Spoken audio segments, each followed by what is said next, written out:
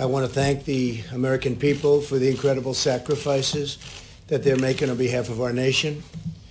And I want to encourage everyone to keep following our guidelines on social distancing, avoiding large gatherings and hand washing and all of the other things that everybody knows they're supposed to be doing. Ultimately, the goal is to ease the guidelines and open things up to very large sections of our country as we near the end of our historic battle with the invisible enemy. It'll go on for a while, but we win. We'll win. I said earlier today that I hope we can do this by Easter. I think that would be a great thing for our country, and we're all working very hard to make that a reality. We'll be meeting with a lot of people to see if it can be done. Easter is a very special day for many reasons. For me, for a lot of our friends, that's a very special day. And what a great timeline this would be. Easter as our timeline, what a great timeline that would be. My first priority is always the health and safety of the American people. I want everyone to understand that we are continuing to evaluate the data. We're working with the task force and making decisions based on what is best for the interest of our fantastic country. In order to defeat the virus, we must continue to be very strong. Your resilience and spirit has been inspiring to everyone. Right now, this virus is attacking 149 countries, but everybody looks to us and they're watching us. And I'm very proud to be your president. I can tell you that. There's tremendous hope as we look forward and we begin to see the light at the end of the tunnel. Stay focused and stay strong, and my administration and myself will deliver for you as we have in the past. Let me provide you an update on critical preparations and supplies in our war on the virus. Through FEMA, the federal government is distributing more than 8 million N95 respirators, 14 million surgical masks, and many, many millions more under order, and they'll be arriving soon. 2.4 million face shields, 1.9 million surgical gowns, 13.5 million gloves, and more than 4,000 ventilators to the areas of greatest need have already been sent, and we have 4,000 being delivered to New York. The federal government is using every resource at its disposal to acquire and distribute critical medical supplies. The core element of this strategy is my executive order authorizing the use of the Defense Production Act, which has, as you know, already been activated actually a long time ago, quite a long time ago. Private companies are heeding our call to produce medical equipment and supplies because they know that we will not hesitate to invoke the DPA in order to get them to do what they have to do. It's called leverage. You don't have to use it from the standpoint of actually it's been activated, but you don't have to use it. But the threat of it being there is great leverage, and companies are doing as we ask, and companies are actually even better than that. They're coming through and they're calling us. And it's been really something to see. This morning, Ford, 3M, General Electric Healthcare are making tremendous numbers. They've already started of respirators, ventilators, and face shields. They're working together. We didn't have to exercise or utilize the DPA in any way. The fact that we have it helps, but we didn't have to, and for the most part, we won't have to. We're receiving full cooperation from companies with the understanding that the federal government stands ready to compel cooperation if need be. We haven't found that to be the case. It's been really amazing to see these big, strong, powerful, in some cases very small companies, family-owned companies, step up and make a lot of great product for what we're going through and what we will continue to be going through for a while.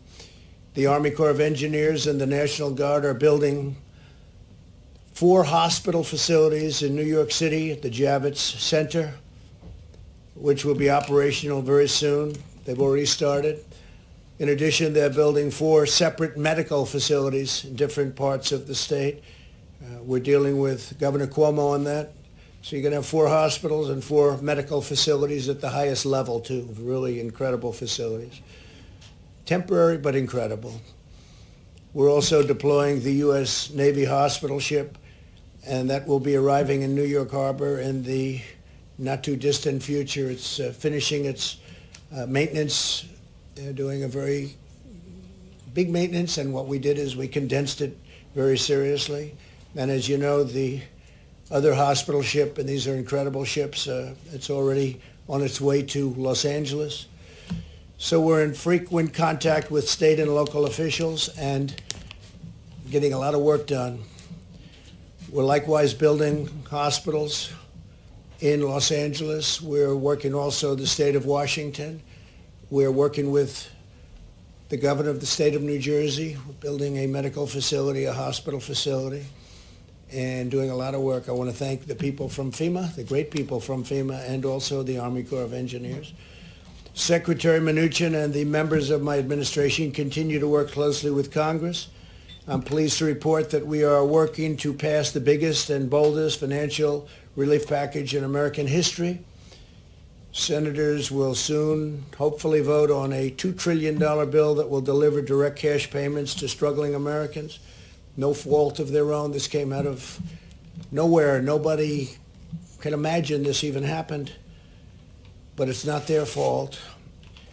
We want to protect, and we will, all of the things that a person needs protected and a family needs protected. We're working on job retention loans for small businesses and extended unemployment insurance for laid-off workers. The legislation will also include billions of dollars for additional resources for our, and really heroic, these are incredible doctors, nurses, brave, and hospitals, as well as support for hard-hit industries such as the airline industry and the cruise ship industry, which employ tremendous amounts of people and obviously serve very important functions beyond that, with very tough protections for the American taxpayer. The loans will be very secure and they will be very profitable, and at the same time they'll bridge, they call them bridge loans in many cases. They'll be bridging these companies back into very good health. And some of them are very important companies that 4 weeks ago didn't have a problem. I'm also confident that the Democrats will do the right thing. I feel very confident. They're working very hard together right now, Republicans and Democrats, and they're getting very close to a very fair deal and a great deal for the people of our country. Today, as you probably saw, the Dow surged over 2,100 points. That's the all-time record history of the exchange. This is very encouraging, and I think part of the reason is they are looking at what is close to being passed, and I think a very big part of it is they see that we want to get our country open as soon as possible. They see we're working very hard on that. That's a very big factor, I think, in today's historic gain. The legislation developed in the Senate is the first step to restoring confidence and stability to America's economy as we look ahead to the time when we can carefully and responsibly reopen our country for business, and we hope that's going to be very soon. I want to assure Americans that we have a team of public health experts. You've gotten to know them as well as I know them. They're great people, incredible, talented. They love our country. Also, economists and other professionals working to develop a sophisticated plan to reopen the economy as soon as the time is right. One based on the best science, the best modeling, and the best medical research there is anywhere on earth. Our great people have been, especially when it comes to our public health experts and officials, have been helping other countries, dealing with other countries, constant touch with other countries, helping them out, because many of them have never seen anything like what's happening. But our decision will be based on hard facts and data as to the opening. I'm also hopeful to have Americans working again by that Easter, that beautiful Easter day. But rest assured, every decision we make is grounded solely in the health, safety, and well-being of our citizens. This is a medical crisis. This isn't a financial crisis. But it's a thing that nobody has seen for many, many decades, nothing like this. Marshaling our economic strength is a key feature of defeating the virus, producing the material supplies and equipment that we need, and they're doing a really fantastic job. We're helping the governors. We had a conference call the other day with the governors, and we allowed the press to join us on the call, and the spirit between us and the governors has been really great.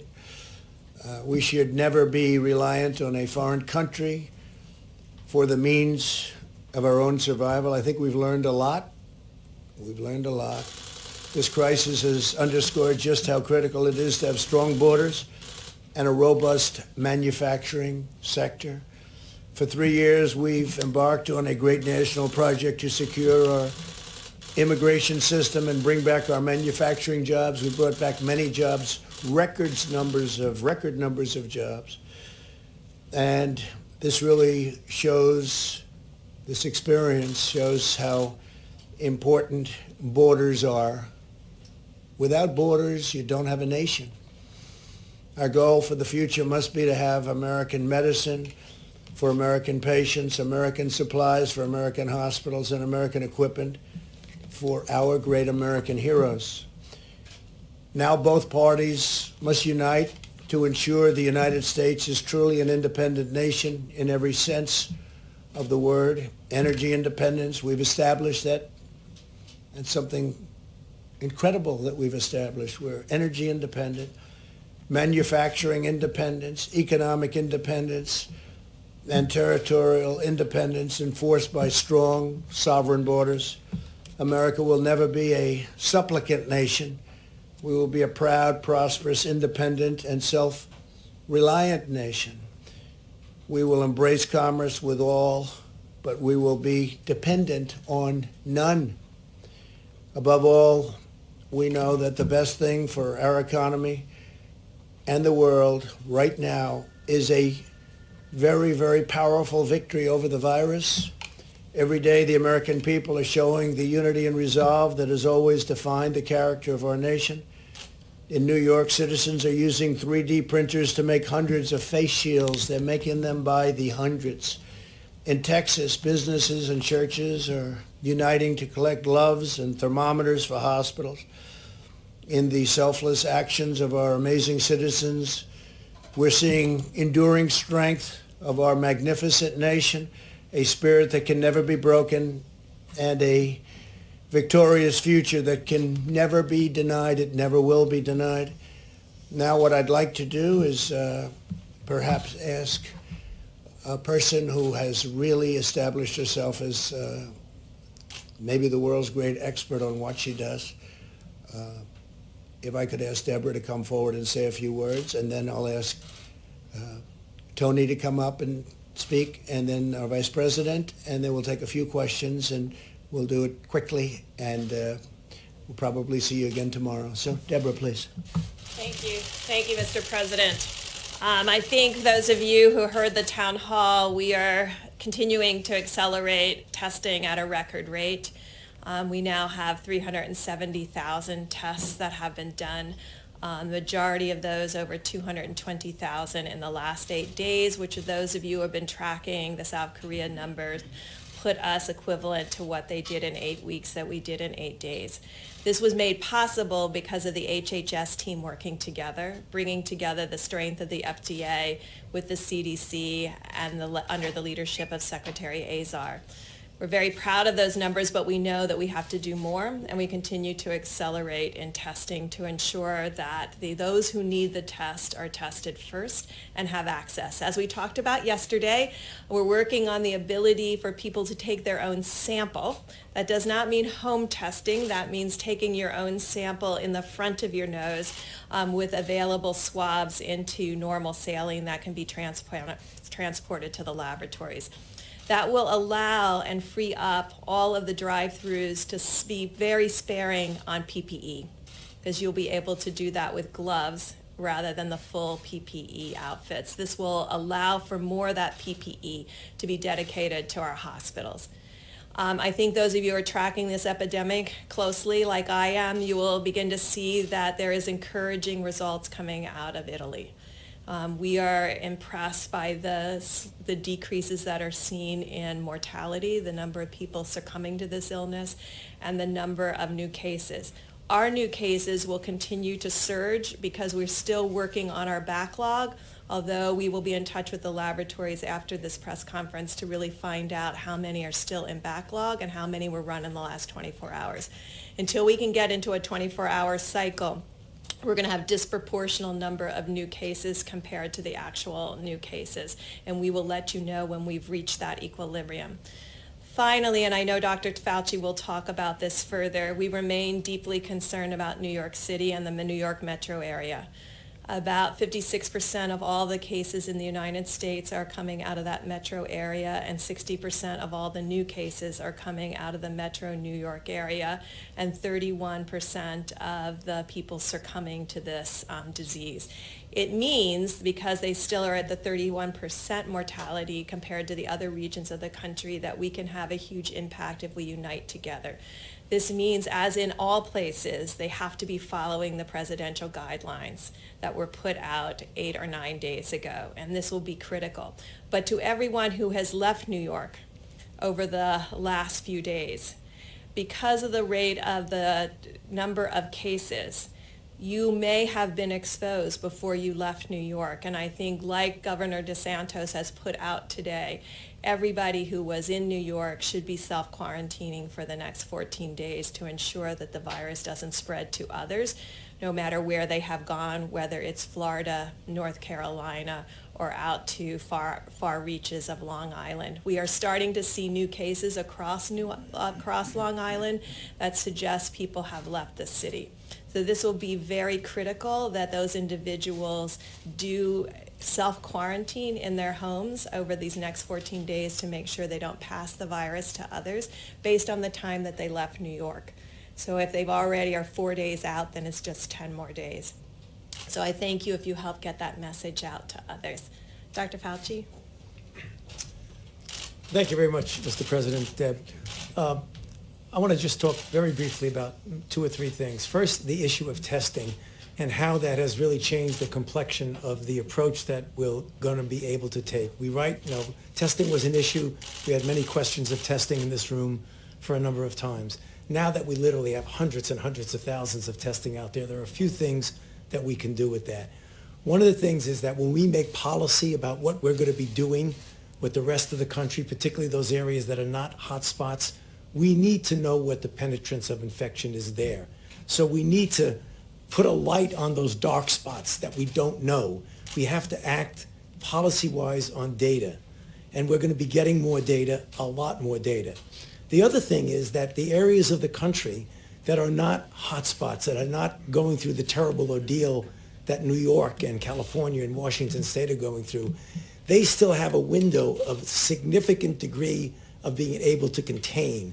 In other words, when you test, you find somebody, you isolate them, you get them out of circulation, and you do the contact tracing. When you have a big outbreak, it's tough to do anything but mitigation. We have an opportunity now that we have the availability of testing to do that. So you're going to be hearing more about how we can inform where we're going, particularly because we have the ability to test. The second thing is I just want to reiterate what Dr. Berg said about New York.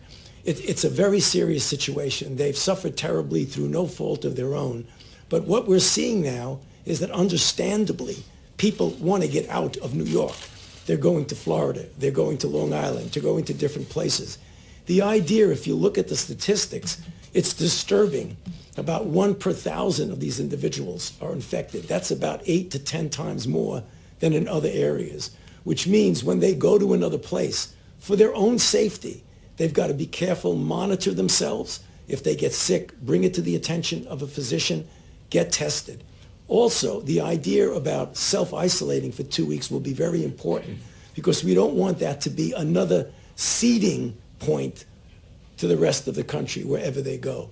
And then thirdly, just one comment about drugs and the testing of drugs. You know, you heard yesterday about drugs being out there that physicians on an off-label way can prescribe it to give people hope of something that hasn't been definitively proven to work, but that might have some hope. I don't want anybody to forget that simultaneously with our doing that, We're also doing randomized clinical trials on a number of candidates. You've heard about candidates, but there are others in the pipeline where we'll be able to design the study, and over a period of time, particularly since we have so many infections, we'll be able to determine definitively, are these safe and are they effective? We're talking about remdesivir, other drugs, immune sera, convalescent sera, monoclonal antibodies. All of these are in the pipeline now, queuing up to be able to go into clinical trial. So I'll stop there and talk. Thank you, Tom. Good job. Larry, how about just a quick few minutes on how we're doing over at the Hill? Thank you, sir. We're gaining great progress on this Phase 3 legislation. Negotiations continue. We've had continued reports. I've been up there with Secretary Mnuchin. Secretary Mnuchin continues today with Chief of Staff Mark Meadows, checking in with the President. They're getting closer and closer. They expect to vote as soon as possible. I just want to walk through a couple of key points. This legislation is urgently needed to bolster the economy, provide cash injections and liquidity, and stabilize financial markets to get us through a difficult period, a difficult and challenging period in the economy facing us right now, but also to position us for what I think can be an economic rebound later this year. We started the year very strong, and then we got hit by the coronavirus in ways that probably nobody imagined possible. We're dealing with that as best we can. This package will be the single largest Main Street assistance program in the history of the United States. The single largest Main Street assistance program in the history of the United States. Phase 2 delivered the sick leave for individuals, hourly workers, families, and so forth. Phase 3, a significant package for small businesses. Loan guarantees will be included. We're going to take out expenses and lost revenues. As the President said, eligibility requires worker retention. We will maintain, the people eligible will maintain their payrolls during this crisis period. And on top of that, we will have direct deposit checks of roughly $3,000 for a family of 4, and that will bridge to enhanced, plussed up unemployment insurance benefits that will essentially take those up to full wages. This is 1, 2, 3, 4. You know, a strong workforce requires strong business. You can't have a job without a business to work for. And the hope here is that the companies that were operating very well at the beginning of the year when the economy was in good shape, we will help them and their employees get through this tough period so they will come out the other side, let's say this later this spring or summer, and will continue their operations. That's the key point. Now, don't forget, there's income tax deferrals for individuals and corporations without interest and penalties. There's student loan interest and principal deferrals without any penalties. And finally, I want to mention the Treasury's Exchange Stabilization Refund. That will be replenished. It's important because that fund opens the door for Federal Reserve firepower to deal a broad-based way throughout the economy for distressed industries, for small businesses, for financial turbulence. You've already seen the Fed take action. They intend to take more action. And in order to get this, we have to replenish the Treasury's emergency fund. It's very, very important. Not everybody understands that. That fund, by the way, will be overseen by an oversight board and an inspector general. It will be completely transparent.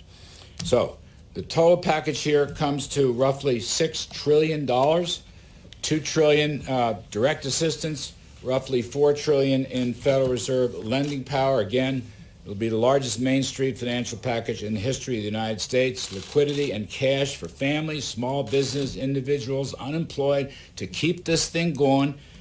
We're heading for a rough period, but it's only going to be weeks, we think. Weeks, months, not going to be years, that's for sure. And hopefully pave the way for continued economic recovery after this crisis departs. Thank you, sir. Thank you. I've been hearing that voice for so many years, like 30 years or more maybe, and it's a great voice and it's a great man. So Larry Kudlow, thank you very much. Thank you. I want to say that that package, and we went over parts of it, but pretty big parts, it really sets us up to, I think, even supersede where we were a month ago. I think we can get up there quickly, and I think it allows us to supersede. It allows us to help these great companies that need help, like Boeing, which is, it had a problem, and then on top of that problem, it had the virus come in. But we'll be helping Boeing, we'll be helping the airlines, we'll be helping the cruise lines, we'll be doing a lot of things, and the money will all come back to us, and it'll come back to us in a very strong form. And before we take some questions, I'd like to ask our great Vice President to say a few words, if you wouldn't mind, please. Thank you, Mr. President. The White House Coronavirus Task Force met again today. And on behalf of the President of the United States, everyone on our team, I know state leaders, let me just say thank you, America. People across this country, businesses large and small, are responding to the threat of the coronavirus in ways that are deeply inspiring. People are acting on the President's 15 days to slow the spread, and it is making a material difference. Our experts standing beside us told us that if every American, regardless of whether you're in an area that's impacted by an outbreak of the coronavirus or not, if every American would embrace these guidelines, that we could significantly reduce the number of Americans that would contract the coronavirus and protect the most vulnerable. And as the President reflected earlier, tens of millions of Americans are doing just that, and we're grateful. The focus of our task force, of course, is to slow the spread, to promote mitigation strategies.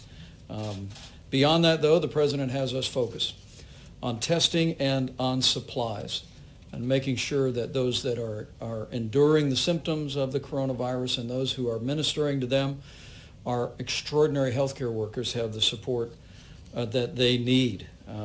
In the category of supplies, you just heard Dr. Birx indicate that we've made great progress.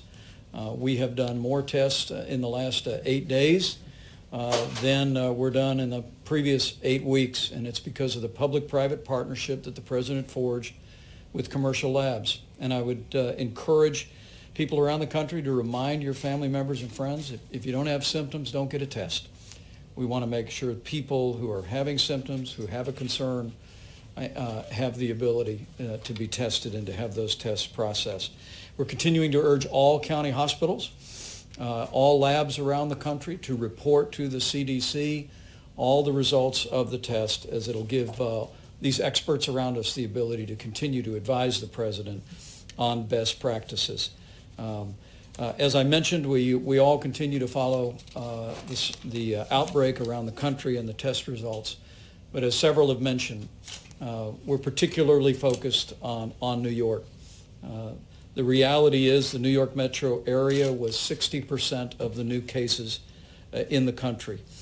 And specifically, as a layperson, I can tell you that the infection rates are roughly 1 in 1,000 in the New York City metropolitan area, where they are 0.2% per thousand or 0.1% per thousand in places like Washington State. It is the reason why today the White House Coronavirus Task Force is calling on any American, first and foremost, if you're in the New York City metropolitan area or elsewhere, to take the guidelines that we issued and avoid non-essential travel. But for anyone in the New York metropolitan area who has traveled, our task force is encouraging you to monitor your temperature, be sensitive to symptoms, and we are asking anyone who has traveled out of the New York City metropolitan area to anywhere else in the country to self-isolate for 14 days. We have to deal with the New York City metropolitan area as a high-risk area. And for that reason, we're taking these steps and asking for the cooperation of the American people. Because of the spread in New York City, we will continue to surge resources. The President has described this. FEMA is coordinating with New York State for the arrival of the USS Comfort in just a matter of a few short weeks. Over the next 24 hours, more than 4,000 additional ventilators will be delivered to New York State as well. New York State has prioritized 3 alternative medical facilities, and at the President's direction, the Army Corps of Engineers is working on plans to build those facilities out. You've heard the President speak about the Javits Center, the addition of 1,000 beds, and we'll continue. I want the people of New York City and the greater New York City area to know that we're with you. We're going to continue to provide resources to support your state and local officials as they confront the spread of the coronavirus in that great city. On the subject of supplies, we had team meetings today at FEMA, which is working on identifying the critical personal protective equipment and ventilators. At this point, FEMA informs us today that they are distributing 7.6 million N95 respirator masks, more than 14 million surgical masks, and FEMA has already shipped 73 pallets of personal protective equipment to New York, 36 pallets of personal protective equipment to the state of Washington. We'll be meeting again tonight. As you know, the President stood FEMA's National Response Center up, and they are in the lead for the approach to the coronavirus, which is locally executed, state managed, and federally supported. And we'll continue to surge those resources and make sure that they're available. One last word, if I may. The President reflected on the response that businesses around the country have brought to this moment. It truly is extraordinary. The President did initiate the Defense Production Act last week, but as the President has reflected many times, we will use the Defense Production Act if we need it to mandate production of critical supplies. But so far, no one has said no. And in fact, we see industries stepping up. The President mentioned Ford Motor Company working with 3M and GE Health to expand production of medical supplies. We heard that McDonald's is now offering curbside delivery to truckers who are unable to use the drive-through to pick up a Big Mac. And I spoke today, and the President spoke last week with Tim Cook of Apple, and at this moment in time, Apple went to their storehouses and is donating 9 million N95 masks to healthcare facilities all across the country and to the national stockpile. There is a level of generosity that I know is inspiring to the President, and it's truly inspiring to all of us who are working on the White House Coronavirus Task Force. The President's made it clear that he hopes, in weeks, not months, to be able to open up the country. But let me make one last encouragement to every American. We will get to that day quicker if every American will put into practice the President's coronavirus guidelines for our nation. 15 days to slow the spread. If every American will do this, I have no doubt that we will slow the spread, we will protect our most vulnerable, and we will heal our land. Thank you, Mr. very President. much. Mr. President, you just reiterated that you hope to have the country reopened by Easter. You said earlier you would like to see churches packed on that day.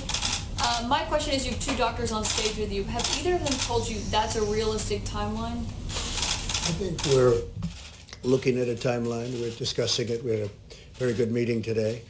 If you add it all up, that's probably 9 days plus another 2.5 weeks. It's a period of time that's longer than the original 2 weeks. So we're going to look at it. We'll only do it if it's good, and maybe we do sections of the country. We do large sections of the country. That could be too. But no, we're very much in touch with Tony and with Deborah on everything we're doing. Who suggested I that just date? thought it was a beautiful time. It would be a beautiful time, a beautiful timeline. So that was It's a based great on any day. of the data? It was based on a certain level of weeks from the time we started, and it happened to arrive. Actually, we were thinking in terms of sooner. I'd love to see it come even sooner, but I just think it would be a beautiful timeline. John? Mr. President, if you look at what we've just seen in the last day or so, you've seen the number of known coronavirus cases in the country double in just 2 days. Another 95 people have died just in the last 24 hours. New York's governor is saying this is spreading like a bullet train across the country, and the governor of Louisiana is saying that his state may not be able to handle the cases that they're facing by early April. So what are you seeing in all of this that leads you to think John, that we we're could working with all reopen of by them, sure. Easter or even earlier? Sure. We're working with all of them. We can be talking about large sections of our country because there are sections of our country that you didn't talk about that are doing unbelievably well. They have very little incidence or problem, very small numbers. It's very possible that they won't be ever subject to what's happening in New York. New York is definitely a hot spot. There's no question about it. And you know what we're doing in New York to try and help. And I think we're doing an incredible job. We're going to have the hospitals up quickly, the medical centers also quickly. But we'll just have to see. We have to follow it. We have to see. We're going to look at that curve. We're going to see when it starts coming down. And we'll do the best job that can be done. John, please. Question for you, Mr. President, Dr. Fauci, if we could.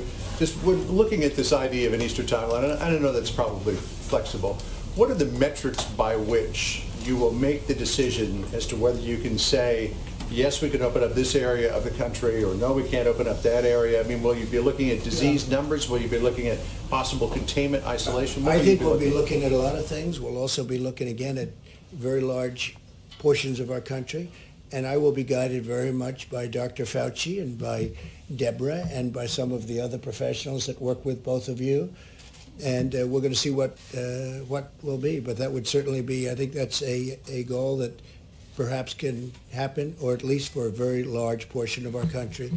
Dr. Fauci, since, as the President said, you and Dr. Birx and others will be guiding him in making the decision, where are you now at this timeline, 19 days from now? So I mean, that's really very flexible. We just had a conversation with the President in the Oval Office talking about, you know, you can look at a date, but you got to be very flexible. And on a literally day-by-day and week-by-week basis, you need to evaluate the feasibility of what you're trying to do.